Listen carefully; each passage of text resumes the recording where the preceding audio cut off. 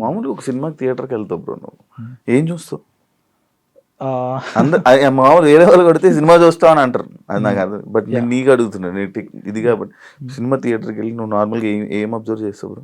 Bro నాకు నాకు నాకు తెలియదు కానీ లైక్ థియేటర్కి వెళ్ళినప్పుడు నాకు ఎందుకో మూవీ చూడడానికి వెళ్తాము, నాకు ఆ అంబియన్స్ ఉంటుంది కదా బ్రో, సినిమా థియేటరు, ఆ మనుషులు వీళ్ళు, సో అది ఎక్కువ ఇష్టం బ్రో. చిన్నప్పుడు కూడా నేను పెయింటింగ్స్ వేసుకున్న దాంట్లో థియేటర్స్ పెయింటింగ్ వేసేవాడు, ఒక స్క్రీన్ వేసి ఈ పక్కనంతా వాల్స్ ఇవన్నీ వేసి paintings వేసేవాడిని theatres.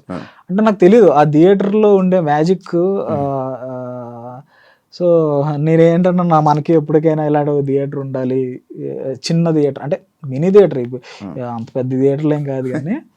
So just 1 year back నేను ఒక ఆఫీస్ తీసుకొని నాకు నచ్చినట్టు నేను అది డిజైనింగ్ కూడా చేయించుకున్నావు. అంటే థియేటర్ లో ఏదైతే సెటప్ ఉంటుందో నీట్ గా అలా చేయించుకున్నా బ్రో. సో అంటే ఇవన్నీ కూడా లైక్ ఫిలిం కి సంబంధించినవే కదా బ్రో. సో సౌండ్ సిస్టమ్ కానీ లేకపోతే ఇంకా ప్రతిదీ బ్రో, ఏం చెప్తాం బ్రో. ఇప్పుడు మీ దాంట్లో ఒక అమ్మాయి ఫేమ్ ఉన్న అమ్మాయి అయితే అబ్బాయి అసలు తన ఎవరో కూడా తెలియదు కొన్నిసార్లు. ఒకవేళ అబ్బాయి మంచి ఫేమ్ ఉంటే అమ్మాయి ఎవరో కొంతమంది తెలియదు. ఎందుకు ఈ కాంబినేషన్స్ పెట్టడానికి రీజన్ ఏమైనా ఉందా? మీరు బేసిక్గా కమెంట్స్ చదివితే అందులో నేను వెల్ నోన్ ఆర్టిస్ట్తో వెళ్తే కొత్త వాళ్ళకి ఛాన్స్ ఇవ్వరా, లేకపోతే మాలాంటి వాళ్ళకి ఛాన్స్ ఇవ్వరా, ఇలాంటివి రెగ్యులర్గా చూస్తూ ఉంటాను. రెగ్యులర్ కామెంట్స్ వస్తాం. కొత్త వాళ్ళకి అంటే లైక్ టాలెంటెడ్ ఉన్న వాళ్ళకి ఇవ్వడంలో ఎవరు బ్యాక్ స్టెప్ అయ్యారు, చేద్దామని ఉంటారు. కానీ అది మన వరకు రావాలి. సో మనకి ఎప్పుడైతే కనిపిస్తుందో మనం అప్పుడు వాళ్ళతో చేయడానికి రెడీ అవుతాం. సో నేను ఈ ప్రాసెస్లో ఏం చేస్తానంటే, ఒక వెల్ నోన్ ఆర్టిస్ట్ అంటే నేను చేసేది రిస్కే. ఎందుకంటే ఒక 2 well known artist male and ఫీమేల్తో వెళ్ళిపోతే మీకు వ్యూవర్షిప్ గ్యారంటీ. ఇప్పుడు కొత్త వాళ్ళతో వెళ్తే మీకు వ్యూవర్షిప్ గ్యారంటీ ఉండదు. మీరు అక్కడ పెడుతున్న ఖర్చు లేకపోతే మీరు పెడుతున్న ఎఫర్ట్స్ జనాలు చూడడానికే కదా బ్రో చేసేది. సో వాళ్ళే ప్రజెంట్ చేసేది. సో నేనేం నమ్ముతానంటే నా కథ, నా మ్యూజిక్, లైక్ నేను చేసే మ్యూజిక్ డైరెక్టర్ ఇచ్చే ఆ సాంగ్, వీటిలో మ్యాటర్ ఉంటే యాక్టర్ కొత్తోడో పాతోడో సంబంధమే లేదు బ్రో, చూస్తారు. నేను రీసెంట్గా ఒక సాంగ్ ఇంటర్మీడియట్ అని ఒక సాంగ్ చేశా. అదొక ఎక్స్పెరిమెంట్. అమ్మాయి ఫ్రెష్ అమ్మాయి, అబ్బాయి కూడా తమిళ అబ్బాయి. నేను ఒకటే నమ్మా, ఈ కథ అందరికీ కానీ కనెక్ట్ అయితే మంచి రీచ్ వస్తుంది అని చెప్పేసి అనుకున్నా. ఆల్మోస్ట్ ఇప్పుడు 95 lakhs to 1 crore వ్యూస్ ఉన్నాయి బ్రో. సో అది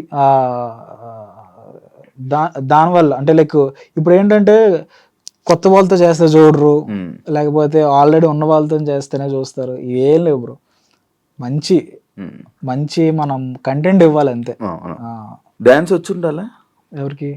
ఇందులో ఉన్న ఆర్టిస్టులకి సిచ్యువేషన్ బ్రో. అంటే నేనేమంటానంటే ఒక ఆర్టిస్ట్కి చాలా బాగా డాన్స్ వస్తుంది, కొంతమందికి రాదు. వాళ్ళ మైనస్లు వాళ్ళ పాజిటివ్స్ మనం తెలుసుకొని వాళ్ళతో ఏం చేయించాలన్నది డైరెక్టర్ డిసైడ్ చేసుకోవాలి బ్రో. అది ఇది రావాలి అది రావాలి, పొట్టుగా ఉన్నాడా పొడుగుగా ఉన్నాడు ఏం లేవు బ్రో.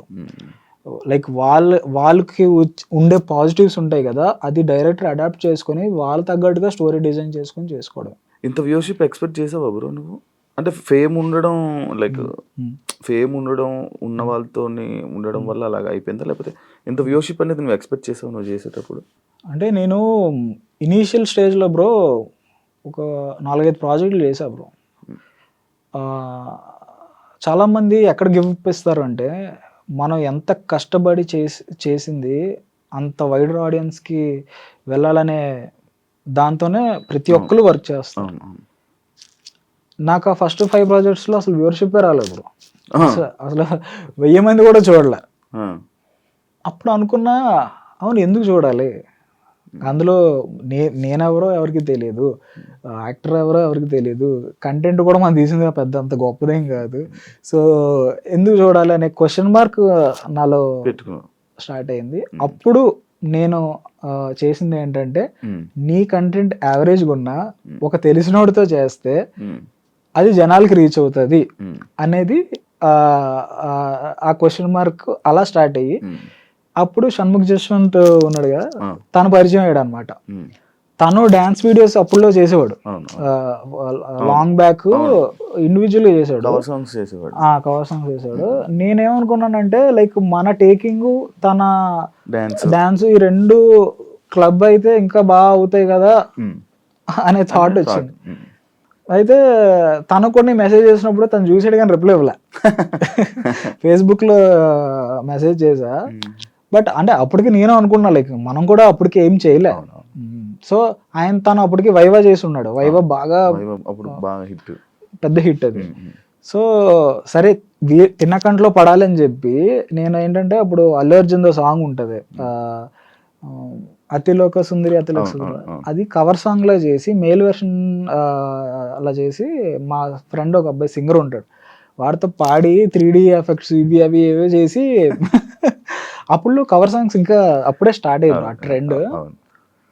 సో అల్లు అర్జున్, రకుల్ ప్రీత్, తమన్ వీళ్ళందరూ షేర్ చేశారు, ట్విట్టర్లో షేర్ చేశారు. అల్లు అర్జున్ అంటే షణ్ముఖ్ బాగా ఇష్టం. సో తను చూసాడు ఎవరు ఈ సాంగ్ చేశాడంటే వినయ్ షణ్ముఖ్ అని చెప్పి. సో తనే తర్వాత వచ్చి నాకు మెసేజ్ చేశాడు, వినయ్ నీతో చేద్దాం అనుకుంటున్నా, ఒకసారి కలుద్దాం.